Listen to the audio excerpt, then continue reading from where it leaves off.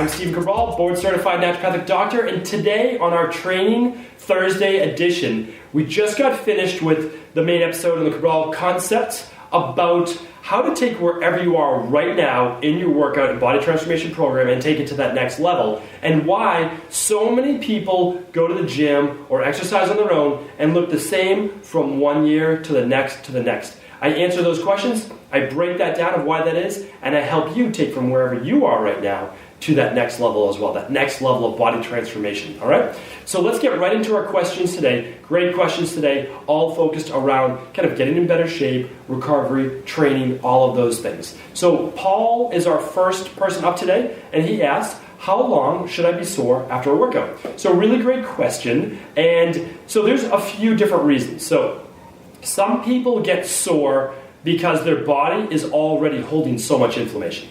So when you break down muscle tissue during a workout, which happens naturally, you create actually more inflammation. You create a response that's natural. Basically you broke down some muscle tissue, some white blood cells have to go to the area, they have to repair that tissue, the metabolic breakdown, all that, totally normal. But if you're already inflamed, you've created more inflammation. So that's going to create more soreness. Those types of people should focus on better nutrition. They should focus on getting their sleep and eating more anti-inflammatory foods, an anti-inflammatory diet plan, potentially doing something that's going to decrease that tox load. That's a big thing. Okay, then there's another group of people. When I started to get into genetics and kind of bioindividuality, I saw that people, genetically speaking, from birth, have a lower lactate or higher lactate-based thresholds.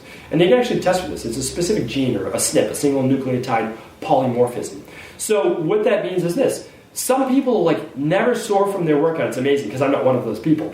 But what that means is this. It doesn't mean they didn't get a great workout. It's just they're able to clear lactic acid, muscle tissue breakdown, potassium, calcium ions quicker from their tissues and their blood. And so they just have less inflammation. And a lot of times that is the Pitta body type, certainly not the Vata body type, but also it goes back to your genetics as well. Okay, and then let's just say there's just everyone else. You haven't done genetic testing or you haven't looked at your inflammation levels, which I do recommend. Just doing an omega-3 test. We'll link that up. It's inexpensive, in my opinion, just to look at it. And it lets you know what your inflammatory levels are for cardiovascular disease, for overall inflammation. I really love the test. I think it's phenomenal. And then you can customize how much omega-3s you need in your own diet. All right. And then, so let's just talk about soreness in general. All right. So if you're immediately sore after a workout, it was probably just too much. I mean, that's not even enough time to calm down from your workout. But if you're sore the next day and it was a brand new workout and maybe even 2 days later, a little less soreness, that's completely normal. When you put a new stimulus on your body and you're a little sore, like you just worked your hamstrings because you went from doing squats and lunges to now in this new program doing Romanian deadlifts, which is really hamstring focused. It's not uncommon to be a little bit sore. Now, if you can't walk up or down a flight of stairs, you did too much. All right, so now let's talk about the too much aspect. If you're still sore 3 days after a workout, you just did too much in your workout. I don't care if you're inflamed or not, whether you're genetically speaking not as able to clear that metabolic tox from your body as well, or just toxicity overload, but it was just too much. Bottom line, it was too much. And so what do? You don't stop working out. You cut back from 3 sets to 2 sets. Or if you're doing 2 sets, you cut back to 1 set. So you just want to do a set less of all the exercises you were doing.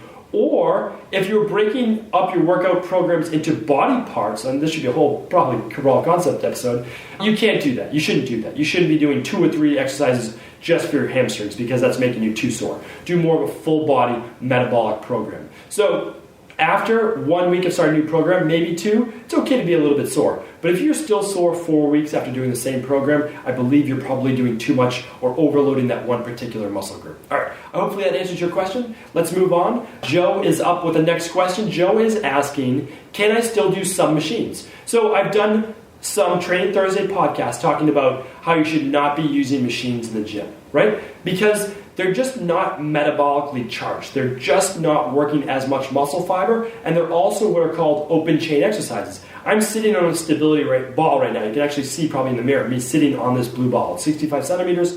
But what happens is, if this was a bench or even the ball itself, and I were to press overhead like that, all the weight over my head is being pushed through my head down through my spine, but it's not going through my feet. It's not grounded. It's going into the seat, and I'm getting more pressure on the coccyx, my sacrum, all of those vertebrae in my spine, and that's not a good thing.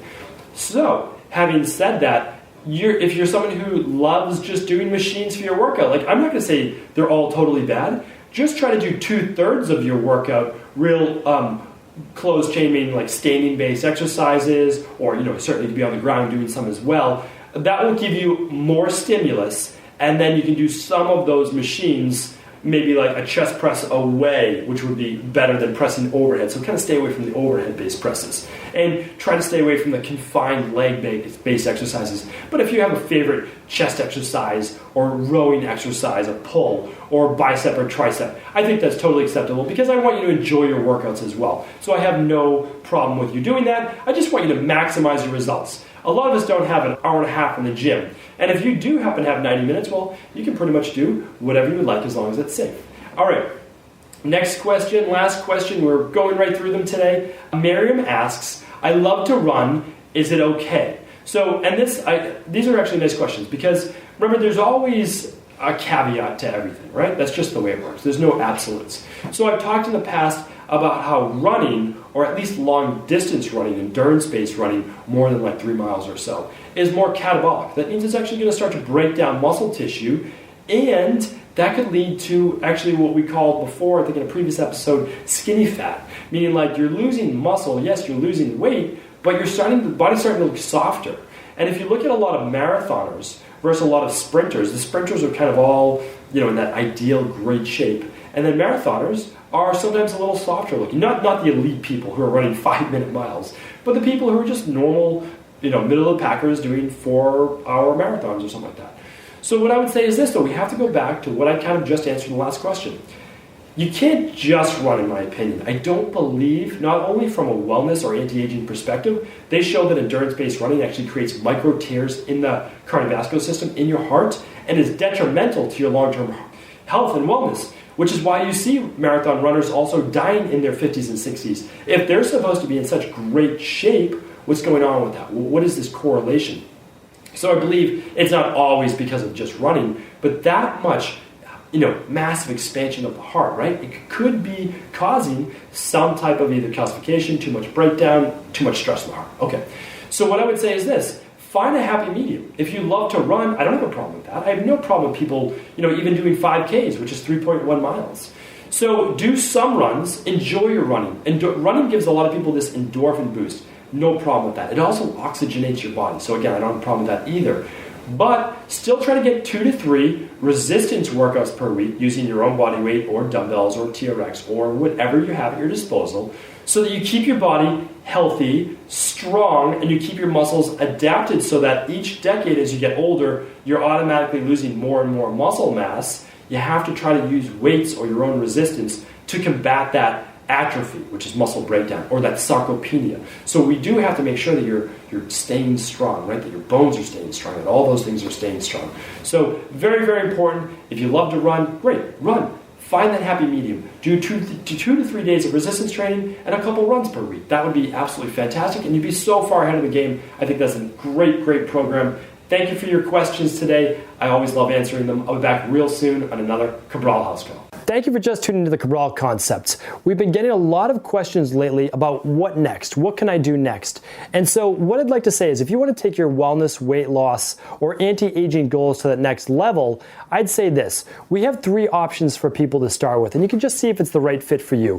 What we do is we have the ability for you to simply click the Start Here button on the StephenCabral.com website, and you can choose 3 options, the best one that fits your needs. The first one is simply getting more details on how we work with clients in our wellness practice. So it could be options on functional medicine lab testing. It could just be on free recipes. We have our exact workout templates, everything that you need to just get started. The second level is completing the Dr. Cabral detox. Anywhere from 7, 14, or 21 days, it's the absolute best way to lose weight and improve your wellness. And we guarantee it. I mean, there's very few people that do guarantee their work. We absolutely guarantee that you will get results with this. And the third third way is that you can do complete personalized wellness planning. And that includes choosing one of the functional medicine labs that we have on the website, or multiple if you would like, getting those labs shipped to you, completing the lab right at home, and then we send you in about 3 weeks after that a complete personalized wellness plan that includes everything our wellness clients and weight loss clients get at our Boston practice.